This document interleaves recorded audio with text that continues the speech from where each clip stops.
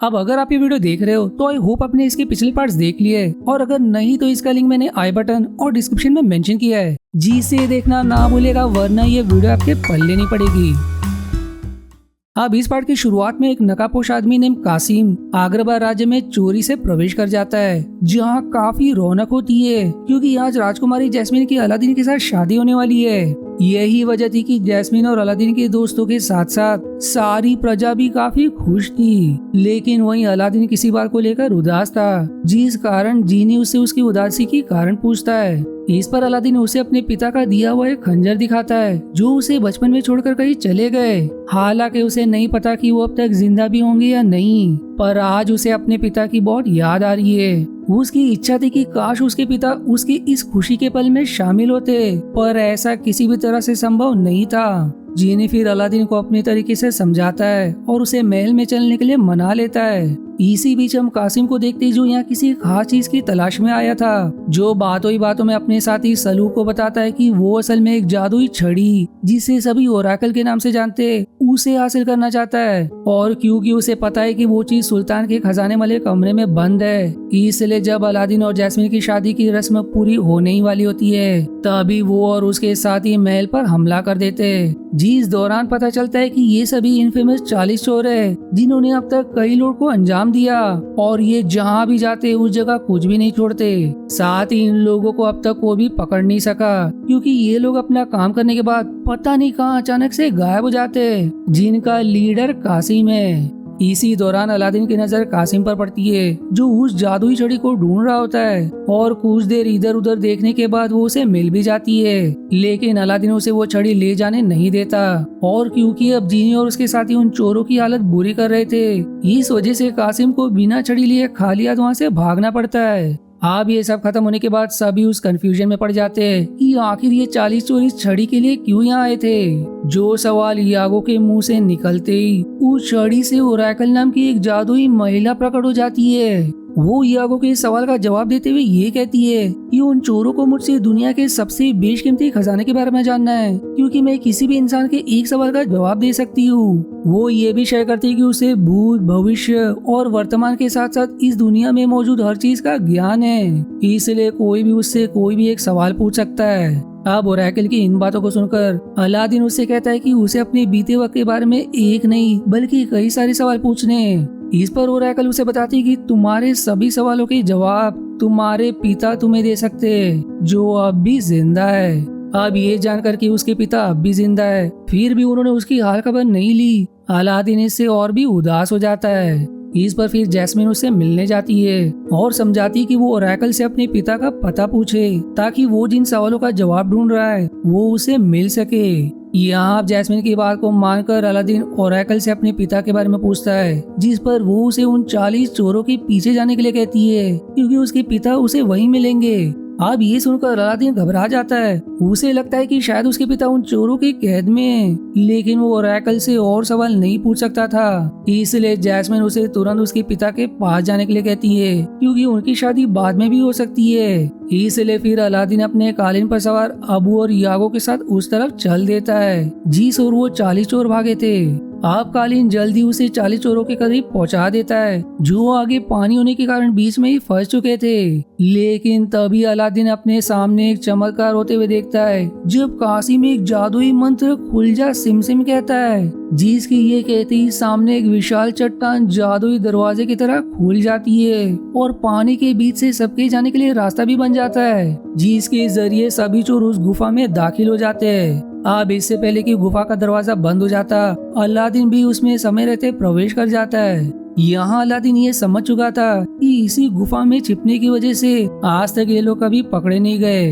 हालांकि वो अब चुपचाप उन चोरों की बातें सुनने लगता है, जिससे उसे पता चलता है कि चोरों के राजा का नाम कासिम है, यानी कि वो ही अलादीन के पिता है। ये जानने के बाद अब वो उनके सामने आ जाता है और कासिम को अपने बारे में सब कुछ बता देता है, लेकिन उनके गुप्त ठिकाने में घुसपैठ करने के लिए सलूक अलादीन को पकड़ लेता है। पर तभी कासिम की नजर अलादीन के पास उनके उस खंजर पर जाती है, जिससे उन्हें यकीन हो जाता है कि अलादीन ही उसका बेटा है। लेकिन नियम के अनुसार अगर इनकी इस गुप्त जगह पर कोई अनजान आ जाता है तो उसे इन 40 चोरों में से एक से तब तक लड़ना होगा जब तक उनमें से कोई एक मारा नहीं जाता, और जो उनमें से बच जाता है वो इन 40 चोरों में शामिल कर लिया जाता है, जिस नियम के चलते उनकी संख्या हमेशा 40 बनी रहती है। अब क्योंकि सलूक कासिम से जलता था क्योंकि वो खुद इन चोरों का राजा बनना चाहता था, इसलिए उससे बदला लेने के लिए वो खुद अलादीन से लड़ने का फैसला करता है। जो लड़ाई काफी जोरदार होती है जिसमें सलूक पूरी तरह से अलादीन पर भारी नजर आता है,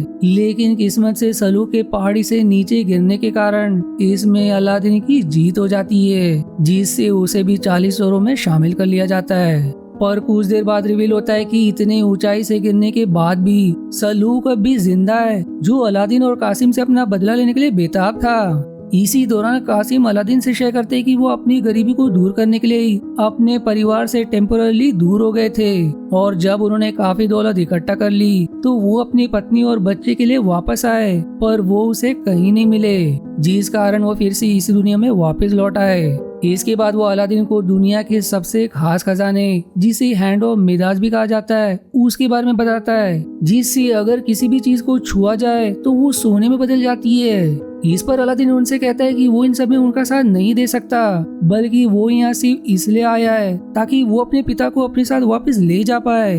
वो अपने पिता से विनती करती है कि वो उसकी होने वाली शादी में जरूर शामिल हो, जो उसकी दिल की इच्छा है। इधर सलूक आगरवा पहुंचकर सेनापति रसूल से मिलता है और उसे उनके गुप्त दरवाजे के बारे में बताने के साथ साथ उसे खोलने का जादुई मंत्र भी बता देता है, ताकि वो अपनी सेना के साथ जाकर कासिम को पकड़ सके।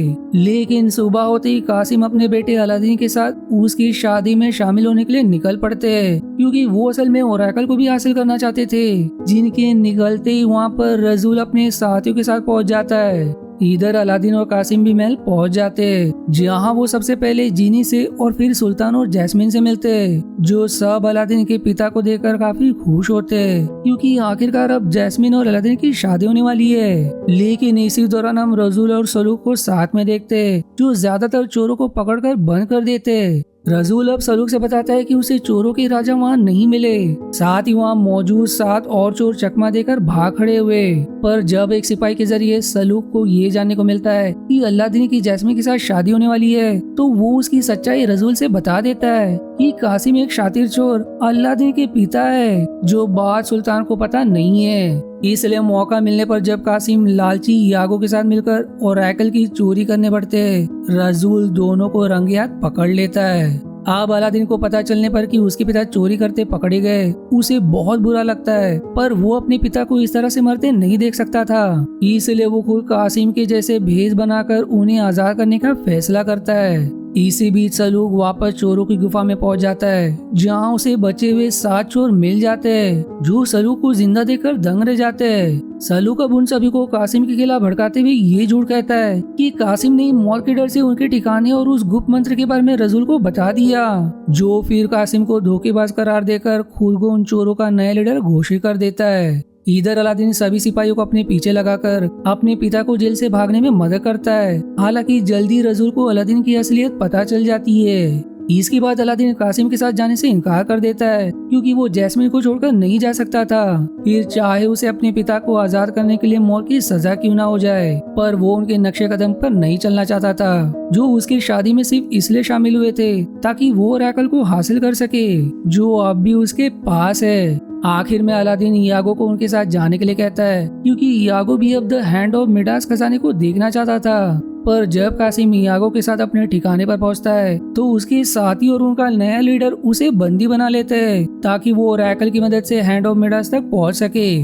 दूसरी तरफ अलादीन सुल्तान और जैस्मिन से मिलकर उन्हें सब कुछ सच बता देता है, जिसकी ईमानदारी देखकर सुल्तान उसे माफ कर देते हैं, क्योंकि वो चाहे तो भाग भी सकता था, पर उसने ऐसा नहीं किया। वहीं इधर सलूक और उसके साथी कासिम के साथ हैंड ऑफ मिडास को ढूंढने निकल चुके थे, जिस तक पहुंचने का रास्ता वो जैसे ही ओरेकल से पूछते, उसका फायदा उठाकर यागो वहाँ से भाग निकलता है। अब वो वहाँ से उड़ता हुआ सीधा अलादीन के पास आता है और उसे सब कुछ बता देता है कि कैसे उसके पिता की जान खतरे में। लेकिन अब अलादीन उनकी मदद करना नहीं चाहता था, क्योंकि उन्होंने उसे धोखा दिया। इस पर जीनी और जैस्मिन उसे समझाते कि चाहे कुछ भी हो जाए, वो उसके पिता है जिनकी जान खतरे में, इसलिए उसे उनकी मदद करनी चाहिए। इसीलिए फिर अलादीन जीनी और बाकी सभी के साथ उन्हें बचाने के लिए निकल पड़ता है। इधर अब रिवील होता है कि हैंड ऑफ मिडास एक ऐसे किले के अंदर है जो एक विशाल कछुए के कवच के ऊपर बना है और ये कछुआ समय समय पर समुद्र के अंदर चला जाता है। यही वजह है कि इसे आज तक कोई ढूंढ नहीं पाया, क्योंकि ये इसी तरह से लगातार अपनी जगह बदलता रहता है। इसी जगह पर फिर सलूक और उसके साथियों पर अलादीन, जीनी, अबू, जैस्मिन और कालिन सभी साथ मिलकर पहुंचते ही हमला कर देते हैं और आखिर में अलादीन सलूक को बेहोश करके अपने पिता को छुड़ा लेता है। पर जिसे पाने के लिए कासिम ने अपनी जिंदगी लगा दी, वो ये मौका जाने नहीं दे सकते थे। इसलिए वो अलादीन को मनाकर हैंड ऑफ मिडास को हासिल करने के लिए आगे बढ़ते हैं। पर क्योंकि ये कछुआ कुछ ही देर के लिए पानी के बाहर आता है, इसलिए फिर से धीरे धीरे पानी के अंदर जाना शुरू कर देता है, जिससे अब ये पूरी जगह पानी से भरने लगती है। ये देख अब अलादीन जल्दी से कूदकर हैंड ऑफ मिडास तक पहुंच जाता है, जिसे छूने से पहले उसके पिता उसे हाथों से छूने से मना करते हैं, क्योंकि जो भी चीज उसके संपर्क में आती है वो तुरंत सोने में बदल जाती है। ऊपर से तभी सलूक को भी होश आ गया था, जो अलादीन के करीब पहुंचकर कासिम को धमकी देता है कि वो उसे हैंड ऑफ मिडास दे दे, वरना वो उसके बेटे को जान से मार डालेगा। लेकिन कासिम यहाँ अपनी चालाकी का इस्तेमाल करते हुए हैंड ऑफ मिडास उसे दे देता है, जिसे छूते ही सलूक देखते ही देखते एक सोने की मूर्ति में बदल जाता है। वहीं क्योंकि ये जगह काफी तेजी से डूब रही थी, दोनों तुरंत उस जगह से निकलने की कोशिश करते हैं, पर जो भी चीज हैंड ऑफ मिडास के संपर्क में आई थी वो सोने में बदलकर भारी होने के कारण पानी में डूब रही थी। इससे कासिम समझ जाते कि ये चीज असल में श्रापित है, इसलिए वो भारी मन के साथ उसे भी समुद्र में फेंक देते हैं, क्योंकि अब उनके लिए उनका असली खजाना उनका बेटा है। जिसके बाद सभी खुशी खुशी कालीन में बैठकर आगरा की ओर निकल जाते हैं। अब कुछ दिन बाद अलादीन और जैस्मिन खुशी खुशी शादी कर लेते हैं, जिसे दूर खड़ा उसके पिता देख रहे होते हैं, क्योंकि भले ही वो अलादीन के पिता है पर असल में वो एक चोर भी है। इसलिए वो यागो के साथ एक नए रोमांच पर निकल पड़ते हैं। जीसी हैप्पी एंडिंग के साथ ये मूवी सीरीज यही समाप्त हो जाती है।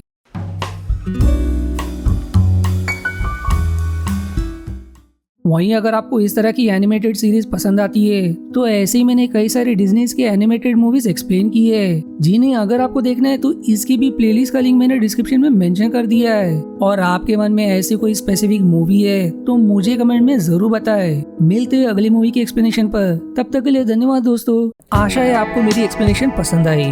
यदि हाँ तो प्लीज वीडियो को लाइक करना और चैनल को सब्सक्राइब करके सपोर्ट करना ना भूलें। मिलते हैं अगले एक्सप्लेनेशन वीडियो में, तब तक के लिए धन्यवाद दोस्तों।